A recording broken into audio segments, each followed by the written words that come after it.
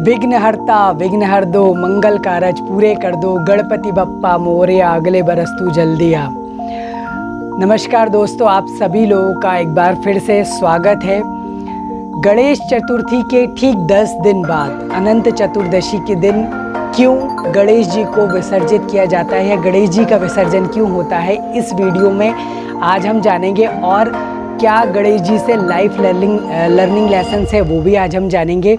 तो वीडियो को पूरा देखें, अंत तक देखें और सिंपल और सरल भाषा में मैं आप लोगों को बताने वाला हूं कि आज का ये वीडियो जो है वो गणेश विसर्जन और गणेश जी से क्या चीज़ें सीखी हैं वो मैं आपको बताना चाहता हूं।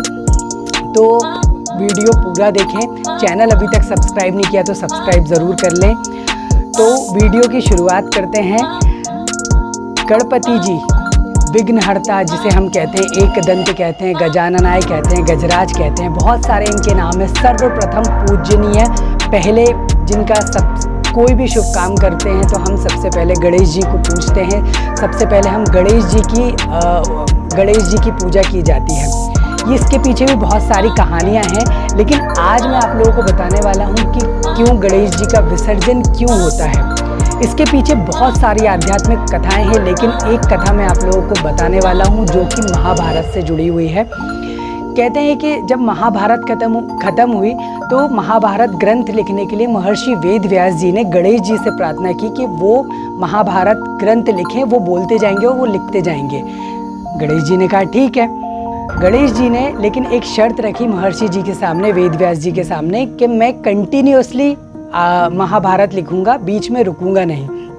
जब महर्षि वेदव्यास जी ने उनकी आज्ञा को स्वीकार किया, जब महर्षि वेदव्यास जी ने कथा महाभारत ग्रंथ सुनाना स्टार्ट किया, गणेश जी कंटिन्यूअसली लिखते गए। बीच में उनका कलम जो है वो भी टूट गई, इसीलिए उन्होंने अपना एक दांत तोड़कर उससे लिखना स्टार्ट किया, इसीलिए उनको एक दंत भी कहा जाता है। कंटिन्यूअसली लिखते गए। 10 दिन हो गए। 10 दिन होने के बाद जब महर्षि वेदव्यास जी ने उन्हें देखा और उनसे 10 दिन बाद उनसे कहा कि गणपति बप्पा, गणेश भगवान से प्रार्थना की कि हे प्रभु, आप कंटिन्यूअसली मैं बोलता गया, आप 10 दिन से लिखते जा रहे हैं, जिससे आपका जो शरीर है वो जड़वत हो गया है और उस पर बहुत ज़्यादा धूल मिट्टी जम गई है, इसीलिए आप शीतल जल में स्नान कर लीजिए। गणपति बप्पा ने महर्षि वेदव्यास जी की प्रार्थना को स्वीकार किया और जिस दिन उन्होंने शीतल जल में स्नान किया उस दिन अनंत चतुर्दशी थी। इसीलिए गणेश जी को 10 दिन के लिए हमारे घर में बैठाया जाता है, या फिर कहना चाहिए गणेश उत्सव पर्व मनाया जाता है। और 10वें दिन गणेश चतुर्थी से 10वें दिन अनंत चतुर्दशी के दिन गणेश जी का विसर्जन किया जाता है। विसर्जन की बहुत सारी मान्यताएं हैं।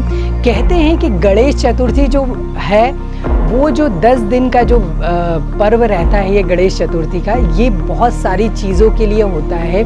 ये 10 दिन काम, अर्थ, मोह, लोभ, मोक्ष, इन सभी से ये जो विसर्जन होता है ये उस बात का प्रतीक होता है कि हमें इन सारी चीज़ों को विसर्जित करना चाहिए। हमें 9 दिन 10 दिन अच्छे से गणेश जी की पूजा करके इन सारी चीज़ों से दूर रहने की प्रार्थना करनी चाहिए। और 10वें दिन ये जो हमारे अंदर जो गुस्सा है, हमारे जो ईर्ष्या है, जो लालच है, जो मोह है, उसे हमें, जैसे गणेश जी ने धूल मिट्टी को शीतल जल से स्नान करके उसको सारी चीज़ें उसको विसर्जित कर दी, वैसे ही हमें ये सारी चीज़ें विसर्जित कर देनी चाहिए।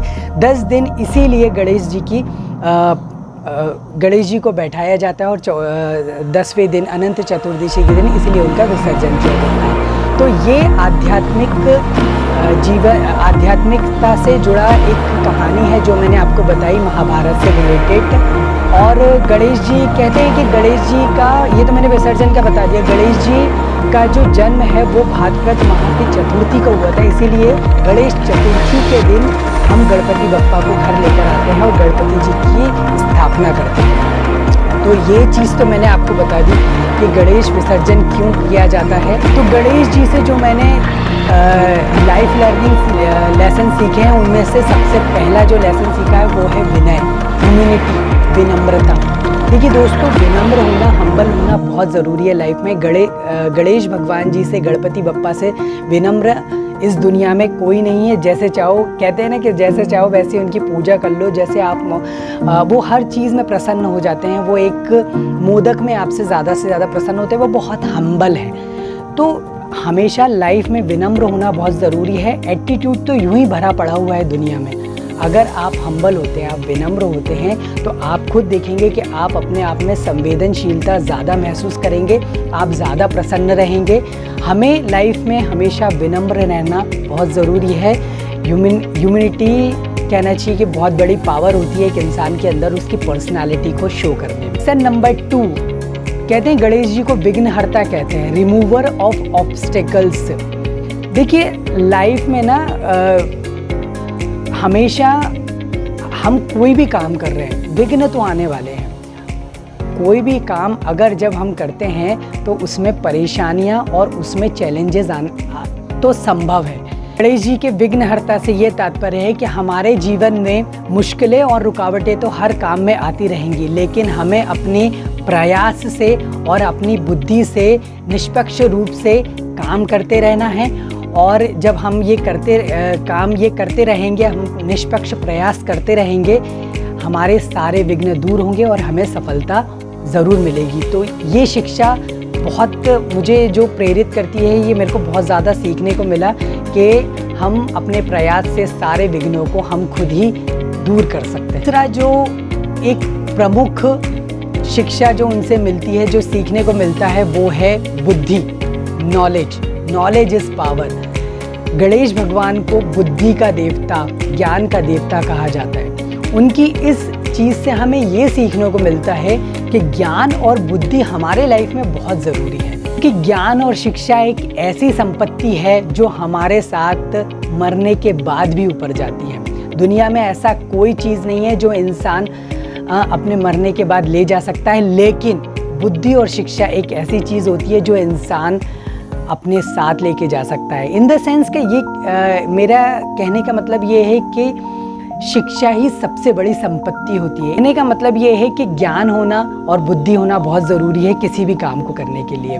और यही प्रयास रहता है कि जो सीखूं वो आपको बताऊं। इसी तरह आप भी सीखते रहिए, सिखाते रहिए, हंसते रहिए, मुस्कुराते रहिए। और वीडियो को पूरा देखने के लिए आपका दिल से बहुत बहुत धन्यवाद। मिलते हैं नेक्स्ट वीडियो में। जय हिंद, गणपति बप्पा मोरया।